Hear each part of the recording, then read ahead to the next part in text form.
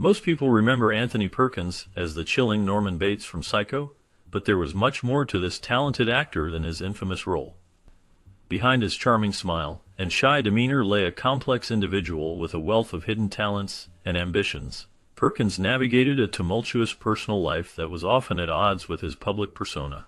He was a gifted musician and writer, showcasing creativity that extended beyond acting. However, his life was marred by struggles that included battles with his identity and relationships that often ended in heartbreak. Perkins kept many of his secrets close to his heart, but they shaped the man he became. While he terrified audiences as Bates, the true horror of his life was rooted in his own experiences, which we will explore further. The dualities of his existence reveal a man who was both a celebrated actor and a deeply troubled soul, making his story all the more compelling. Born in New York in 1932, Anthony Perkins entered the world in the same year his father, Osgood Perkins, gained fame for his role in Scarface. As an only child, Perkins developed a deep bond with his mother, Janet Rain. This closeness, however, fostered feelings of resentment towards his father, who was often absent due to his acting career.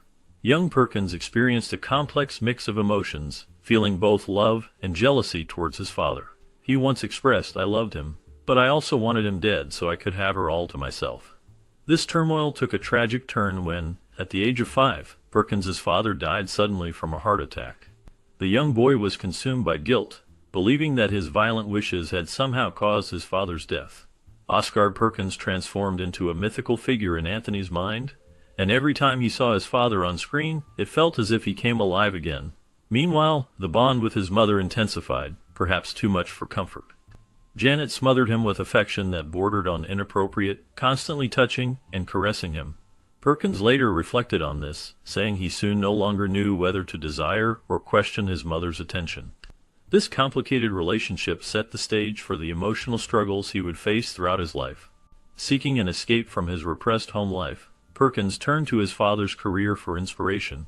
He had heard glorious tales about his father's life as an actor, which sparked a desire within him to pursue a similar path. Perkins set his sights on acting, viewing it as a refuge from the constraints he felt in his upbringing. His father enjoyed great freedoms, doing what he wanted when he wanted, and Perkins longed for that same sense of liberation.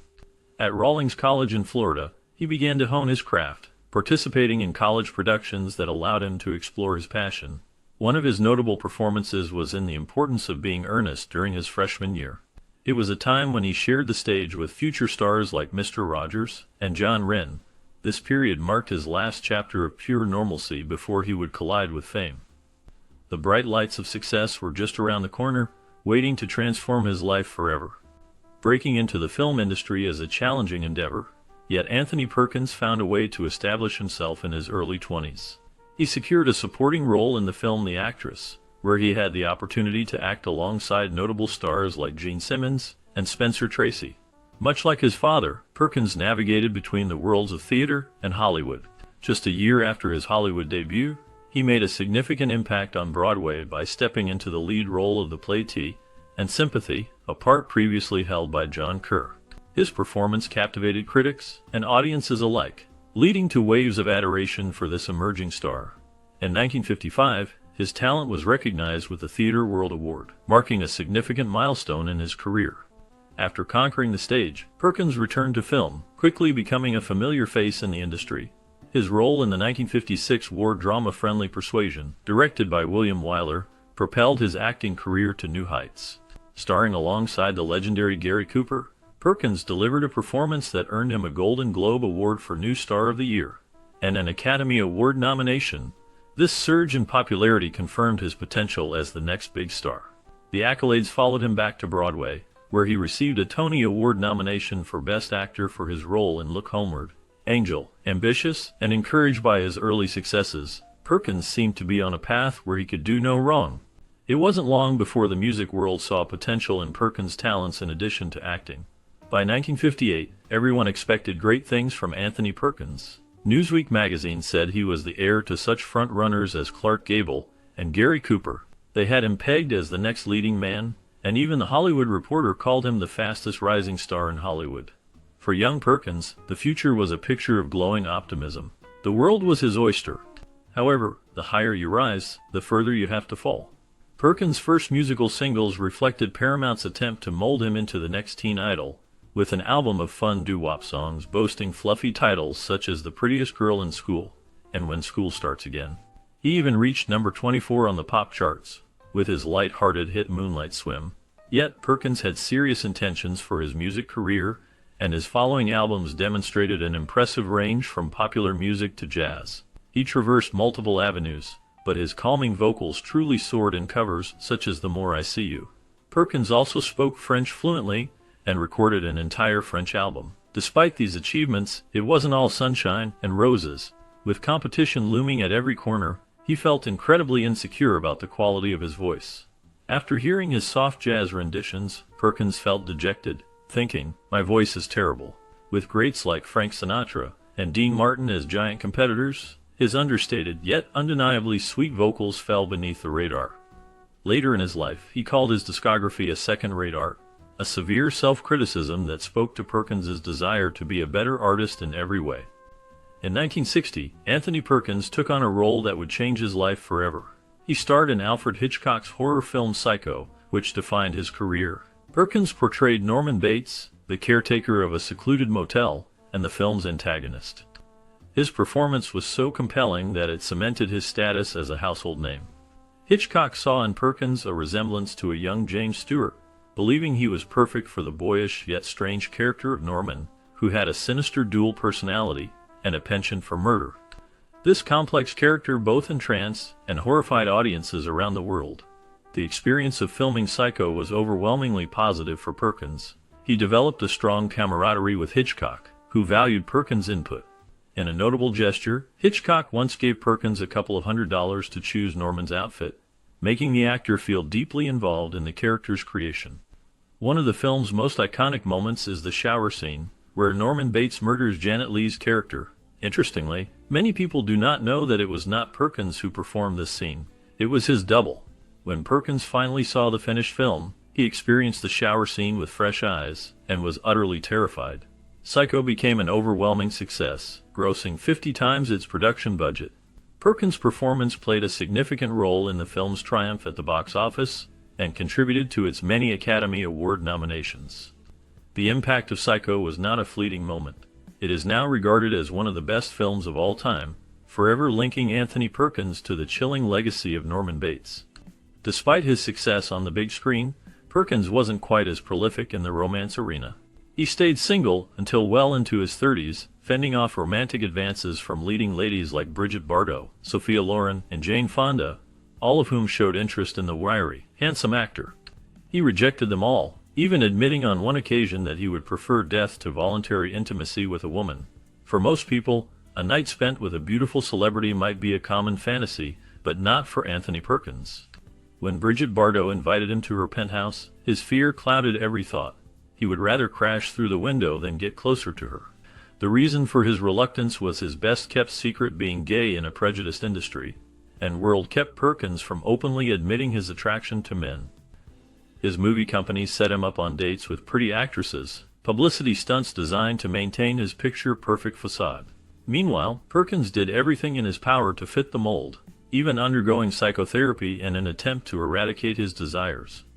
The 1950s was a dangerous era for Perkins to be his authentic self, but it didn't stop him from falling in love behind closed doors. In 1956, 4 years before Psycho, he set his eyes on teenage heartthrob Tab Hunter, who was blonde, blue-eyed, and stunning in every way. They met innocently at the pool of Chateau Marmont, and their romance blossomed undercover. To maintain their discretion, they often went on double dates with other Hollywood starlets, providing delicious fodder for media magazines. When dinner was over, Perkins and Hunter headed home together instead of with their respective dates, telling friends they were simply college buddies. However, Paramount was not in favor of Hunter's love life ruining his glossy image, and told him to stop seeing Perkins. This disapproval did not stop the two lovers from meeting behind the boss's back, even visiting a beach house together. But as they say, all good things must come to an end.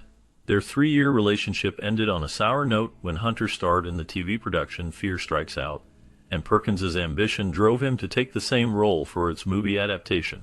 The competition between the two actors was too much to overcome. Although Hunter was one of Perkins's first and well-known affairs, Biographers connect him to other famous names like Rock Hudson, Rudolf Nureyev, and Stephen Sondheim. His comfort with men contrasted sharply with his shyness with women, but his dedication to maintaining a proper public persona trumped all. He decided to give women another chance.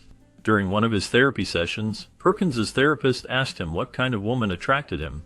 Flipping through an issue of Vogue, he came across a spread of Barry Berenson, sister of model and actress Marisa Berenson. Unbeknownst to him, Berenson also harbored a soft spot for Perkins, having fallen in love with his on-screen persona in Phaedra when she was only 12 years old. As luck would have it, they met face-to-face 10 years later at a Manhattan party and hit it off. It was a fan's dream come true, but some speculated that Perkins's affection for Berenson stemmed from an attraction to another man. When Perkins married Berenson in 1973, his ex-boyfriend, photographer Chris Makos, noted a strange resemblance between himself and the actor's new wife. The Andy Warhol crowd joked that he had substituted Berenson for him. If Berenson noticed the similarity, nobody was the wiser. When it comes to her feelings about her husband's relationships with other men, nobody is quite sure where she stood. Her circle of friends believed she either had no idea or simply didn't care to know. However, there is no doubt that she committed to their marriage, and whatever went on behind closed doors, the couple always put their best foot forward. Can a marriage between a gay man and a straight woman be successful? Despite the whispers about Perkins' attempts to trick Hollywood by marrying, he showed complete devotion to his wife and their two boys, Oz and Elvis. It was not a traditional marriage, but as writer Dominic Dunn noted, whatever they had was wonderful. Perkins admitted that life with Berenson was not so grasping and ambitious, not so paranoid and fearful. Although he was 16 years her senior, and the media predicted a divorce down the road, they found a balance that lasted until the end of his life. When it came to his career, Perkins never quite escaped his role as Norman Bates. He starred in 3 sequels that failed to live up to the genius of Hitchcock's original film. For the 3rd installment, he even tried his hand at directing. Boxed in by the industry's image of him, Perkins fostered mixed feelings about the character that became his legacy. According to his wife, Perkins went 2 years without working, but bore the disappointment with dignity. He waited eagerly for his agents to call, but he simply wasn't sought after. Although silently enraged by the fickleness of his industry, he never complained. He kept himself busy and waited patiently for the jobs to come. Something completely unexpected ended up coming instead. Every public figure is more than the public's perception of them. When Anthony Perkins passed away in 1992, the inscription on his headstone spoke greatly to everything he strove to be. Don't fence me in. He was more than his illness and the famous roles he inhabited. Due to his deeply private nature, there is still so much that we'll never know. Less than a decade later, Perkins' widow, Barry Berenson, tragically died on American Airlines Flight 11 on September 11, 2001. She was aboard the hijacked plane steered into the North Tower of the World Trade Center. Both Perkins and Berenson are survived by their sons. Like father, like son, just as Perkins followed in his father's footsteps, so do his own sons. Osgood, also known as Oz, pursued acting. His very first role was young Norman Bates in Psycho 2, and for a moment in time, he stood in his father's shoes. Meanwhile, younger son Elvis inherited more of Perkins' musical side, and is now a musician. If anything is true, it's that Perkins had an unquenchable thirst for life. He was consistently looking forward, learning and improving, trying new things. In 1983, he captured this sentiment beautifully. It's satisfying to have grown from where I was to where I am, but there is so much growing still to be done. As long as I live, I'll be cleaning the past out of my mind, getting rid of those old cassettes I play over and over, my memories, my beliefs. I want to keep up with my life, live it so completely that when death comes like a thief in the night, there will be nothing left for him to steal. In 1990, a series of events led Anthony Perkins to a devastating discovery that would change his life forever. At the age of 58, he found himself at the center of a tabloid scandal when the Inquirer published a story claiming he had HIV. While many dismissed the claim, Perkins took it seriously and sought medical tests to uncover the truth. The results confirmed his worst fears: he was HIV positive. It became clear that someone had leaked his confidential medical information, which left him feeling betrayed and vulnerable. His wife, Barry Berenson, was heartbroken by the news of her husband's diagnosis. She faced her own fears for their family, undergoing multiple tests over the next 2 years, all of which thankfully returned negative results. Confused and scared, She struggled to understand the disease that had suddenly invaded their lives. Perkins, a man who had spent his career in the public eye, chose to keep his illness a secret, sharing it only with his closest family. During his illness, he visited the hospital 3 times, always under aliases to maintain his privacy. This charade was particularly painful for Berenson, who watched her husband slip into another role just to protect their family's reputation. Perkins later explained to his sons that he felt his problems were insignificant in the grand scheme of life. His experience with AIDS shifted his perspective, teaching him valuable lessons about love and selflessness that he had not learned in the competitive world of show business. In his final years, Perkins sought to give back to the community that had supported him. He became involved with Project Angel Food, an organization that provided meals to homebound AIDS patients. He and Berenson delivered food baskets together, and she joined the organization's board just days before his death. Speculation surrounded the source of Perkins' illness, with many believing it stemmed from relationships with men, but Berenson never accepted this idea, insisting that the source remained a mystery. In 1985, when Perkins' career was struggling, his old flame Tab Hunter reappeared, asking him to star in a new comedy.